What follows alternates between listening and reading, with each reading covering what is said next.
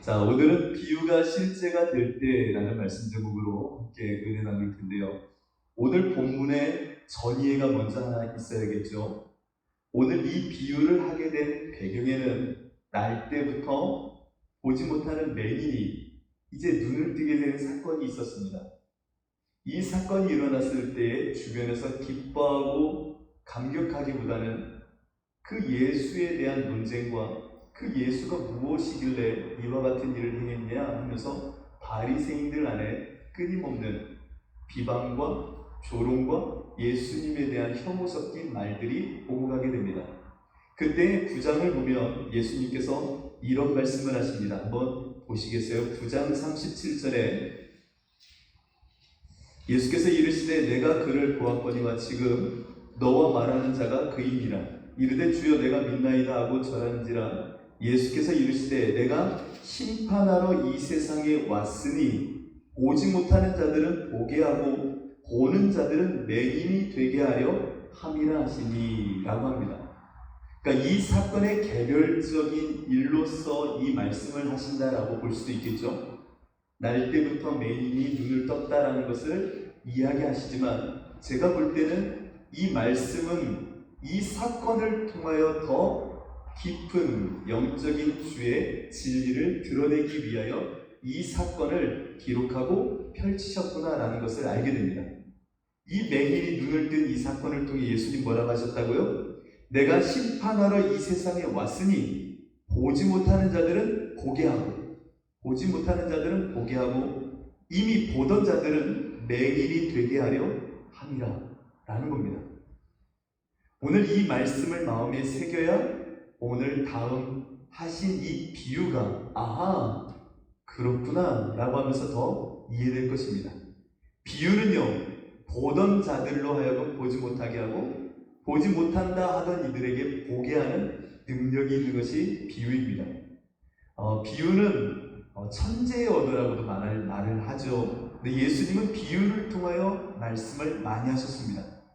비유라는 것은 우리들이 갇혀있는 이 세계에서 뛰어넘어 다른 본질과 실제로 초대하는 언어이기도 합니다. 비유라는 게요. 그래서 비유는 it is but it is not 이렇게 말할 수 있어요. 그것인데 그것이 아니야. 이게 비유예요. 그래서 내 마음은 호수요라고 말하잖아요. 내 마음은 호수요. 그 뒤가 뭐죠? 봄이나 이런 연애편지 안 써보셨어요? 내 마음은 호수요. 그대 노저. 그러니까 내 마음이 호수지만 진짜 내 마음이 호수인가요? 아니죠. It is. 내 마음은 호수야. 그러나 it is not. 그렇지 않아요. 우리 권사님 오면서 권사님은 장미 같으세요. 하모 권사님이 가끔 하시나요? 모르겠어요. 참 장미예요. 당신은 나의 장미예요. 가시만 있어. 이런 느낌이 아니라 가시만 있어 이런 게 아니라 장미라고 할 때는 그 장미지만 장미랑 동일시되는 건 아니잖아요. 그 장미 이면에 있는 본질을 말하고 싶은 거예요. 장미의 어떠한 속성. 일이 그거네요. 그런데 그건 아니죠. 비유라는 것이 이거예요. 내가 다 알고 다 본다라고 말하던 그들에게 비유를 말하면 이미 너희들이 경험했던 그것에 균열을 내서 새로운 것을 보게 하려고 예수님께서는 비유로 말씀하십니다. 그러니까 비유를 내가 속해 있는 그 땅의 언어로만 접하면 표면만 읽게 되는 거예요. 그러나 그 말씀이 들어와서 나를 쪼개면 보이지 못한다, 보지 못한다라고 했던 이들이 새로운 것을 보기 시작하는 것입니다. 이것이 예수님이 비유를 사용하신 목적이구나라는 것을 아셔야 됩니다. 그래서 비유의 말씀이 임하여 내가 열려지면요, 이전의 것의 균열과 함께 무너짐 속에 새로운 것을 맛보면서 요동하게 됩니다. 그래서 오늘 읽진 않지만 이 비유를 하고 났더니 19절과 21절까지 있는 말씀을 한번 보세요. 이 비유의 말씀이 임하니 보지 못하던 자들은 보게 되고 본다라고 말하였던 이들은 맹인과 같이 보지 못하는 현실이 확 드러나면서 19절로 21절의 사건이 벌어집니다. 이 말씀으로 말미암아, 이 비유의 말씀으로 말미암아 유대인 중에 다시 뭐가 일어났대요? 분쟁이 일어났대요. 이 비유를 하니까 분쟁이 일어나나 그 중에 많은 사람이 말하되, 많은 사람, 대다수야 90% 이상이 말하되 그가 귀신 들려 미쳤거늘 어찌하여 그 말을 듣느냐라고 말하는 거예요. 대다수는 야, 귀신 들린 이가 말하는 그 비유를 뭐 하려고 들어? 라고 말하는데 21절을 보세요. 어떤 사람은 이라고 말합니다. 그러니까 소수의 사람을 지칭하는 거예요. 소수의 사람은 말하되, 이 말은 귀신 들린 자의 말이 아니라 귀신이 맹인의 눈을 뜨게 할 수 있느냐 하더라 라고 말합니다. 비유의 말씀이 임하면요, 두 가지로 나눠지네요. 주님의 말씀이 엄습해 오면요, 보던 자와 보지 못하는 자의 역전이 일어나네요. 그 말씀을 듣는 자들은 새로운 하나님이 알게 하시는 본질로 그 영적인 진리를 알게 되지만, 그 말씀을 듣고 깨닫지 못하면 표면에 묶여서 이전과 같이 분쟁과 자기 합리화에 바빠지기 시작하는 겁니다. 여러분, 장주에 나오는 글이었나요? 지월명이라는 단어를 아시죠?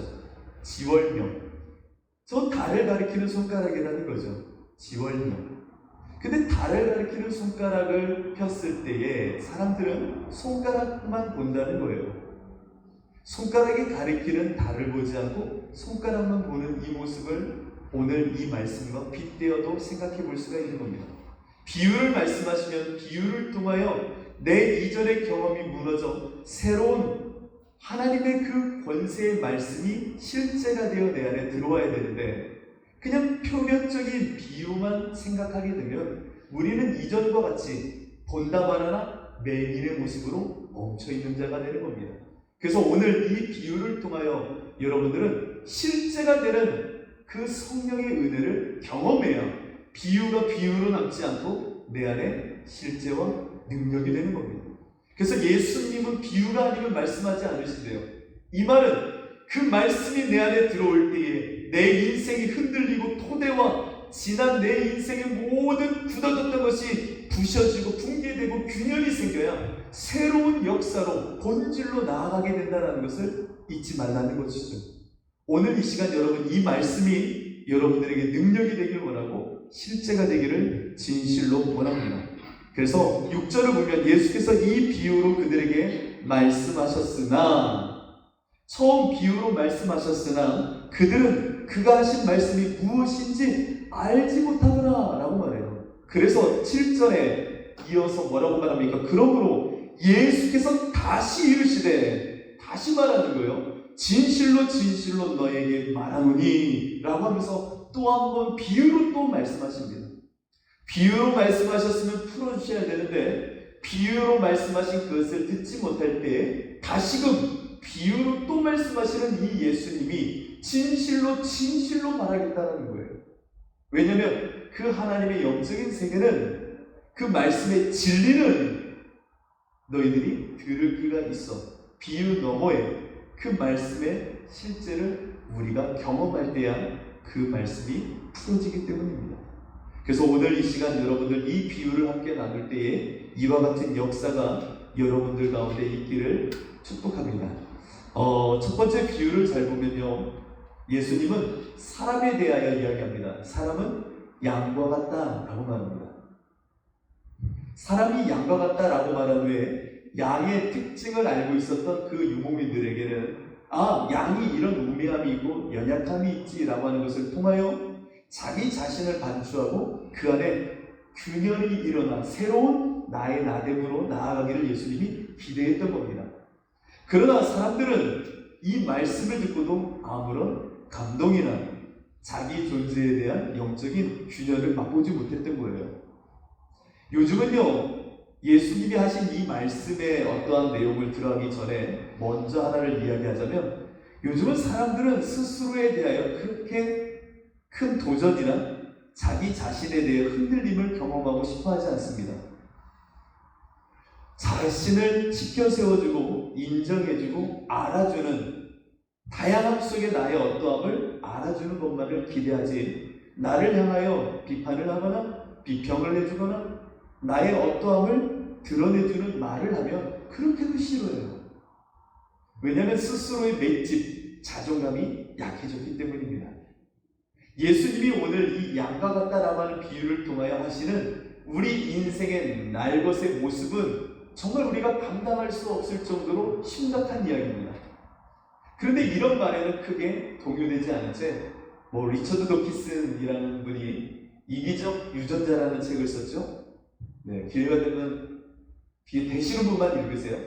굉장히 어렵죠. 근데 진화론적인 사고 가운데 인간이란 무엇이냐라고 말할 때 인간은 유전자가 자기 복제를 위하여, 유전자가 주체예요. 유전자가 자기 복제의 과정 속에 인간을 택하여 인간을 기계적인 수단으로 잠시 들려 사용하는 존재로 인간을 말합니다. 이 말을 들었을 때 사람들은 뭐야? 그럼 나는 뭐야? 그 유전자가 끊임없는 세월 움직이며 자기 복제를 할 때 잠깐 들렸다가는 수단인 거야? 라고 하면서 그렇게 한번 흔들려 보는 정도예요. 제가 볼 때는 이 진화론적인 사고보다요, 예수님이 우리의 본질을 뚫는 이 비유의 말씀에 우리는 더 충격을 받아야 되는 겁니다. 그런데 우리들은 이런 거에 충격을 받지 않는 사람들이 되어버렸어요. 양과 같다라고 할 때 그 모여 있었던 사람들은 충격을 받기 시작해야 됐어야 합니다. 양이라는 것은 시력이 매우 나쁜 존재입니다. 그러니까 근시안적인 존재구나 너네는 이라고 예수님이 말씀하고 싶으셨던 거예요. 멀리 못 본대요. 저도요 싸움할 때는 안경을 벗습니다. 왜냐면 눈에 뵈는 게 없거든요. 그래서 제가 안경을 벗을 때는 정말 싸워야 되구나 싶을 텐데 저는 눈이 너무 안 좋아요. 너무 안 좋아서 이 양의 심정을 잘 압니다. 안경을 벗겨놓으면 저는 활동을 못해요. 제가 사지가 멀쩡해 보이는데 공익근무를 한 이유는 이 눈 때문이에요. 안 보여요. 정말 안 보여요. 그런데 이 양이요 근시안적인 존재라는 거예요. 여러분, 근시안적인 존재라는 게 뭘까요? 멀리 미래의 지평과 지경을 내다보지 않는다는 거예요. 바로 눈앞에 있는 거에만 몰두해 있는 존재. 우리들의 모습이잖아요. 멀리 먼 미래, 우리 인생의 끝자락, 혹은 이 땅의 마지막을 향한 어떠한 생각과 지향을 생각하기보다는 눈앞에 보이는 쾌락과 자기 욕망과 자기 이익을 위하여 혈안되어 살아가는 너희들, 이것이 너희야 라고 예수님이 말씀하셨던 겁니다. 성경은요 라오디게아 교회를 향해서도 비슷한 말씀을 하신 적이 있습니다. 내가 말하기를 나는 부자라 부유하여 부족한 것이 없다 하나 네 곤고한 것과 가련한 것과 눈먼 것을 알지 못하는도다. 네가 네 실상을 모르고 하는 얘기야. 너 정말 못 보는 자야, 눈먼 자야. 그리고 뭐라고 말씀하십니까? 내가 너를 권하노니 안약 사서 발러 라고 말합니다. 안약 사서 발러. 네, 그 빨간 약 바르면 눈이 열려지나 보죠. 우리들도요 근시안적인 삶을 살고 있음을 예수님께서 비유로 우리의 굳어진 마음에 뚫고 들어오는 겁니다. 너희들 자신을 봐. 얼마나 근시안적으로 미래 없는 눈앞에 보여있는 것에 혈안되어 그렇게 살아가니? 라고 말하는 겁니다. 우리나라 사람들을 대상으로 조사를 했다고 해죠. 나와 갑을 관계에 있는 사람이라고 상정해놓고 갑이라고 하는 사람에게 50억을 줄 테니 당신은 1억만 받으십시오. 그러나 50억을 주는 것도 공짜, 1억도 공짜라는 겁니다. 그랬더니요 우리나라 사람들은요 이 1억을 안 받는다고 그랬대요. 왜냐면 1억을 안 받으면 그 사람도 50억을 못 받는 걸로 이야기가 됐었나 봐요. 그러니까 저 사람 50억 받는다고요? 나 차라리 1억 안 받고 저 사람도 싫어. 사람이 싫고 눈앞에 보이는 게 싫으면 안 받는 거예요. 그게 억울한 거예요. 나 1억 주는 것도 고마울 수 있는데 저 사람 50억 받는데 그럼 나 싫은 거예요. 우리의 한국인의 근시안적인 모습에는 그냥 내가 지금 싫어 그 사람 싫은 거야. 근데 같은 근시안적인 모습 가운데요 서구적인 사고에는요 그 사람 50억 주셔야 돼. 1억 빨리 주세요. 눈앞에 보이는 그게 나는 좋으면 좋은 거예요. 신기하죠. 우리나라 사람들은 여러분들 속으로 어떻게 생각하세요? 1억을 받으시겠습니까? 안 받고 그 사람 50억 못 받게 하겠습니다. 이게 우리의 심보예요. 근시안적인 심보. 더 큰 지경에서 오는 그 사람도 50억 받고 나도 1억을 받는다면 이걸 갖고 무엇 우리가 합력하여 해볼까라고 하는 미래지향적인 거시적인 눈을 뜨면 좋은데 싫은 거예요. 근시안적인 우리의 속성을 말해주는 거죠. 뿐만 아니라 양은 잘 숨는다고 하죠. 잘 숨어요. 그래서요, 야생 짐승들 늑대나 이런 바깥에 있는, 우리 바깥에 있는 짐승들이 와서요, 양을 유혹하면요 펄떡펄떡 뛰어온대요. 그러면 목덜미를 물고 뛰어가는데요. 분별력이 없는 거예요. 무지하대요. 참 너무나도 이 양의 모습을 말하면 우리의 모습하고 너무 닮아 있어요. 우리나라 사람들에게 똥을 붙이는 단어들은 많지 않습니다만 똥을 붙일 수 있는 것은 몇 가지 있습니다. 개, 똥, 개, 똥, 파리. 저만 알고 있었던 거예요. 그러니까 똥이라는 이 혐오스러운 단어를 붙일 수 있는 우리나라의 단어들은 많지 않아요. 똥파리, 똥개 이런 거나 붙이지 나머지는 뭐 똥토끼 들어본 적 있으세요? 이런 거 없잖아요. 그러니까 개에 대한 어떤 혐오스러운 느낌, 천시하는 느낌이 크잖아요. 똥파리 같은 놈 그러잖아요. 똥파리.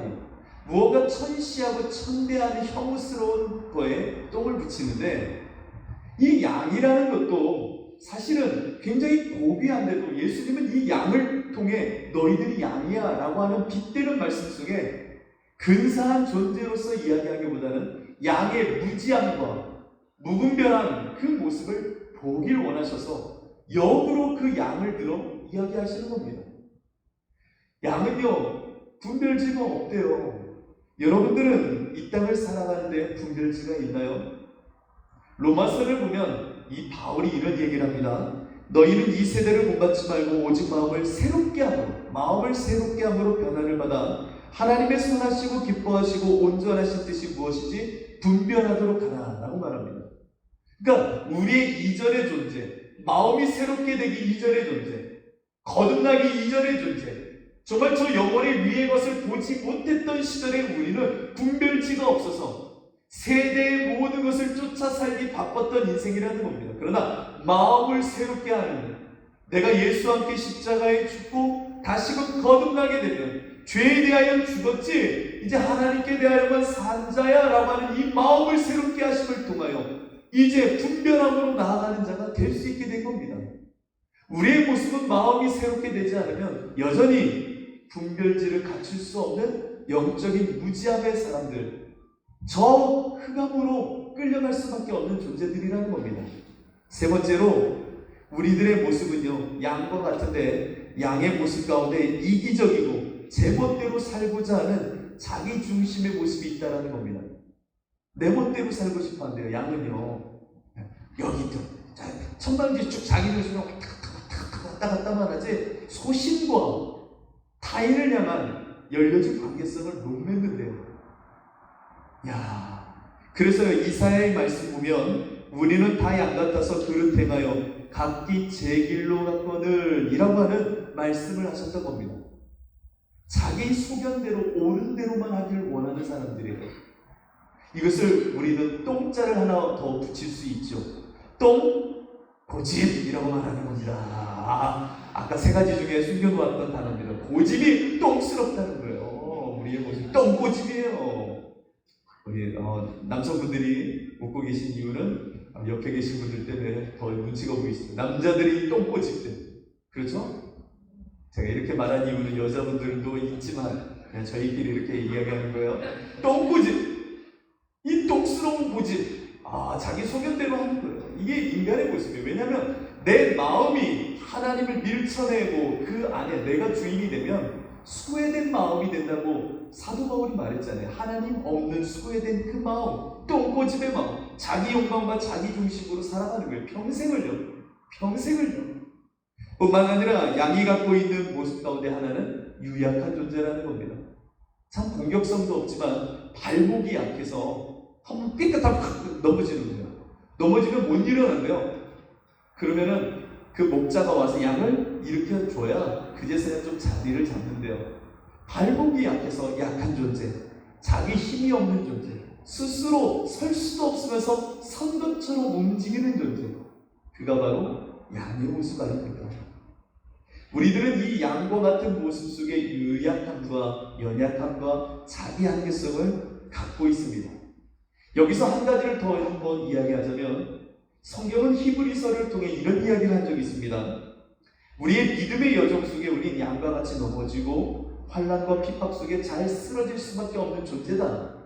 그런데 이와 같은 양과 같이 연약한 우리에게 히브리서는 다음과 같은 해결책을 말한 적이 있습니다. 한번 들어보세요. 그러므로 피곤한 손과 연약한 무릎을 일으켜 세우고 너희 발을 위하여 곧은 길을 만들어 저는 다리로 하여금 어그러지지 않고 고침을 받게 하라. 이게 해법이었거든요. 오늘 이 비유에서 조금만 더 나가서 먼저 이것만 살피려고 하는 이유는 참 이 해법이 신기하지 않나요? 다시 한번 해법을 이야기해 드릴게요. 그러므로 피곤한 손과 연약한 무릎을 일으켜 세우고 너희 발을 위하여 곧은 길을 만들어 저는 다리로 하여금 어그러지지 않고 고침을 받게 하라. 우리의 해결법은 사실은 연약한 다리가 문제면 다리의 힘을 보강하고 다리를 고쳐줘야 되잖아요. 히브리서는 그렇게 이야기하지 않아요. 곧은 길을 만들라라고 말합니다. 곧은 길을 만들어 너희 저는 다리로 하여금 힘을 얻게 하라. 이게 해법이에요. 이게 무슨 해법입니까? 실제적으로 다리를 고쳐주는 게 맞죠? 라고 할 수 있습니다. 그러나 영적인 세계가 열려서 정말로 비유가 실제가 된 일은 이게 정답인 거예요. 아하! 주님의 진리의 수망과 그 올곧은 길로 내가 분명히 깨닫게 되면 나의 다리의 연약함을 하나님께서 힘을 일으켜 세워 가게 하는 거구나. 내가 실력을 갖추어 그 길로 가는 것이 아니라 주님의 진리와 주님의 말씀과 소망이 나를 일으켜 세우면 내 저는 다리에 힘을 주시고 능력을 더하시는 거구나. 이것이 우리의 방식이 되어야 된다는 거죠. 여러분들 혹시 프랑스의 위대한 문학인 빅토르 리브를 아십니까? 빅토르 리브가 48살에 한 섬에 갇히게 되죠. 그리고 그 섬에서 20년 동안 고통 속에 살아갑니다. 그러나 빅토르 리브가 그 고통 속에 살아가면서 한 가지 결단을 합니다. 내가 이곳에서 내 인생을 허비하거나 망칠 수 없다. 나에게는 분명한 목적이 있어. 아무리 나를 가두어 두어도 나에게는 목적이 있어. 내가 가야 될 길이 있어. 라고 하는 생각 가운데 글을 쓰기 시작합니다. 그것이 바로 레미제라블이었습니다. 만약에 그 사람이 그 섬에 갇혀서 실패하고 내 다리가 다 꺾였어 라고 하면서 분명한 목적과 이상을 두지 않았다면 이런 작품은 나오지 못했을 겁니다. 우리에게 주님은 내 다리가 꺾였느냐, 연약하냐? 그러면 영적인 해법은 주님의 진리와 말씀의 길과 이상을 내 안에 심어줌으로 이렇게 세우시는 겁니다. 자, 양을 비유로 우리가 깨달아야 될 것을 다 열거할 수는 없지만 우리의 양과 같은 모습을 예수님이 이렇게 말씀하신 후에 당신을 가리켜 이렇게 말씀하십니다. 나는 양의 문이라. 나는 선한 목자라 라고 말씀하십니다. 네가 양됨으로 너의 어떠함을 고르냐? 나는 네 앞에서 나는 양의 문이고 선한 목자다 라고 말씀하십니다. 양의 문이 되신다는 것을 여러분들은 잘 알 겁니다. 이 비유가 무엇을 일컫는지도 잘 알 겁니다. 그 가운데 세 가지를 한번 생각해 보십시오. 문이라는 것은 단절이며 동시에 양가적인 소통의 경계에 있는 것입니다. 문 닫으면 외부와 단절되지만 문을 열면 소통이 되는 겁니다. 이 가운데 우리는 예수님이라는 분의 구원 사역을 통하여 세 가지를 한번 생각해 보면 좋을 것 같습니다. 그것은 새로운 시간과 시작을 알리는 분이구나라는 것을 아셨으면 좋겠습니다. 예수님은 나에게 생명의 새로운 마음으로 영적인 생명의 길로 구원하심을 통하여 새로운 삶을 열어주시는 분이 맞구나라는 것을 이 비유 속에 보셔야 됩니다. 그 문을 통하여 나에게 새로운 시작이 열리는구나. 거듭난 나에게 새로운 생명의 길을 열어주시는 분이 맞구나라는 것을 먼저 깨달아야 됩니다. 그러면 이것을 깨닫는 가운데 다음 하나, 세상과 이전의 것과 차단되어져야 될 절단의 선언이구나라는 것도 아셔야 됩니다. 그 문을 통하여 내가 나아간다면 문 밖의 것은 이제 버려야 되는 겁니다. 그렇죠? 여러분들 별로 동의하지 않으시지만 목욕탕을 가면요 다 벗고 들어오셔야 됩니다.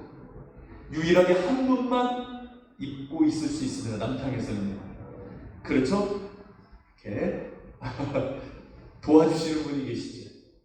그분만 유일하게 입을 수 있고 나머지는 다 벗고 들어옵니다. 만약에 양복을 입고 들어오시는 분은 좀 불편할 수가 있습니다. 목욕탕에 들어오면서 그 안에 다 놓고 들어오는 겁니다. 이게 말도 안 되는 이야기 같지만 목욕탕 문을 들어설 때는, 욕실 안으로 들어갈 때는 다 놓고 들어가는 게 문이 갖고 있는 힘이죠. 여러분들이 예수님을 믿고 양의 문이라고 진정으로 바라보며 그 비유가 내 안에 실제가 된다면 이전의 세상의 것들은 다 내려놓아야 됩니다. 하나님 스스로 계신 하나님께서 스스로 있을 수 없는 모세를 부르셨을 때에 그에게 말합니다. 네가 선 땅은, 이전에 네가 있었던 땅과 다른 이 땅은, 이 거룩의 경계는 이전과 다르니 내 신을 벗으라 라고 말합니다. 내 신을 벗으라. 이전의 것을 벗으라. 네 이력과 경험을 벗으라. 이것은 거룩한 성별된 자리니 벗으라 라는 겁니다. 여러분들이 양의 문을 통하여 내가 예수로 이 땅을 살아간다고 한다면, 그분이 나에게 새로운 시작을 알리는 문이라면 이전의 것은 버려야 됩니다. 이전의 것을 들고 들어온다면 우리는 세상에 여전히 속해 있는 양다리를 걸친 사람이 되는 겁니다. 또한 이 문을 통하여 우리가 알아야 되는 것은 예수님은 여전히 이 문을 통하여 화목제물이 되시는구나. 세상과 단절을 선언했지만 세상을 버리는 것이 아니라 이 문을 통하여 소통함으로 당신의 복음을 끝까지 흘려보내시는구나. 누구를 통해? 여러분을 통해. 그 양의 문이라 말씀하셨던 그분이 이런 말씀을 하십니다. 나는 양의 문이라. 만약에 나보다 먼저 앞서 들어오는 자가 있다면 그는 절도요 강도다 라고 말합니다. 이 문을 통하여 들어오는 이 가운데 나보다 앞서는 이는 강도다 라고 말합니다. 여러분 집에 들어갔는데 여러분보다 모르는 사람이 먼저 와 계십니다. 그분은 누구실까요? 도둑놈이십니다. 도둑놈이십니다. 문 열고 들어왔는데 누구세요?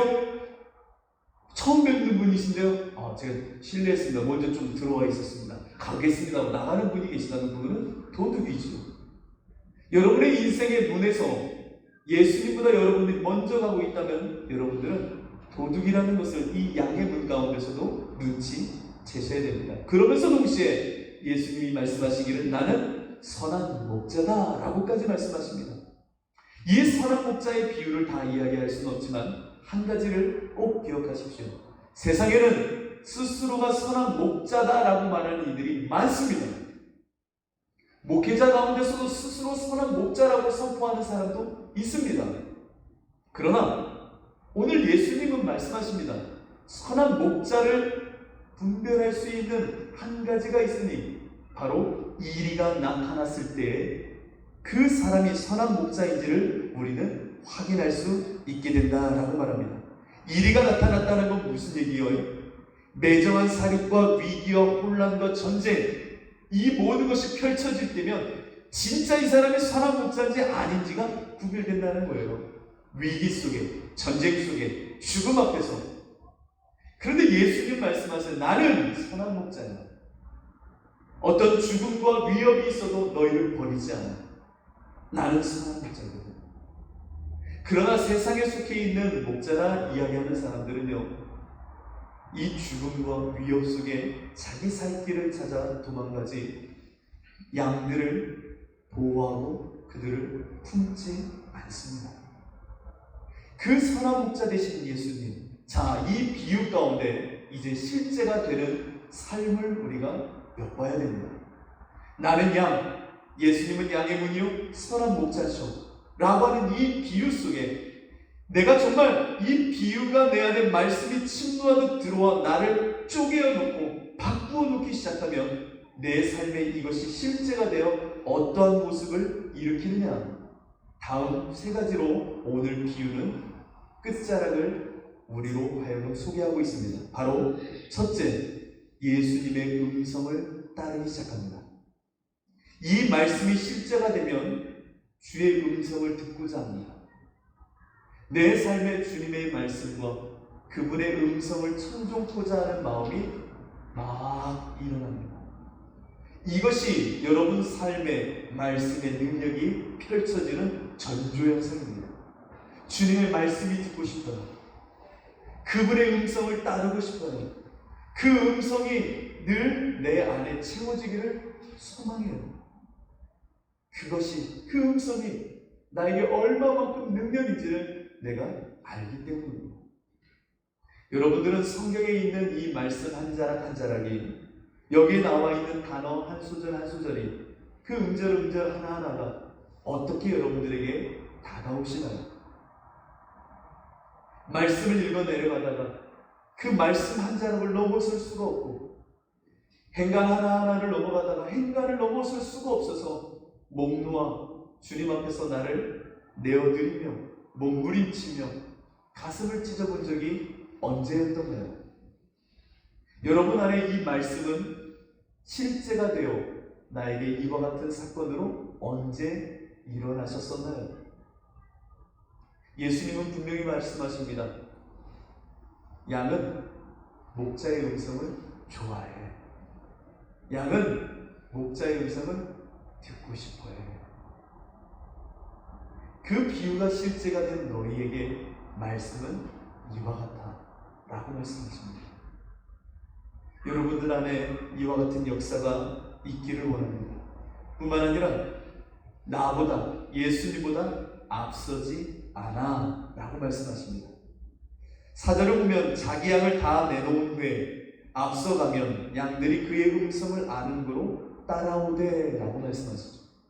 정말 양과 목자의 이 비유가 실제가 되면 너희들은 내 음성을 따라 뒤쫓아와. 나보다 앞서가지 않아 라고 말합니다. 여러분들의 삶 가운데 예수님이 양의 문이 되시고 정말 선한 목자가 되심으로 그분이 앞서가시며 문을 열고 계시나요?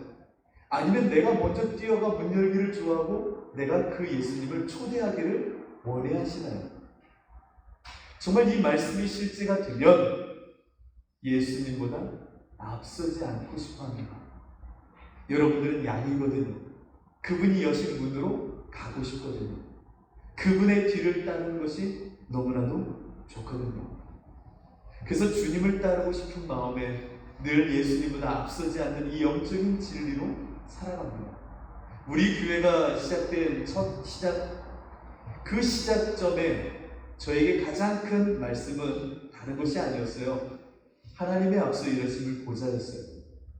내가 무엇을 이루기보다 하나님의 앞서 일하심을 보자. 이것이 저에게 관건이었거든요.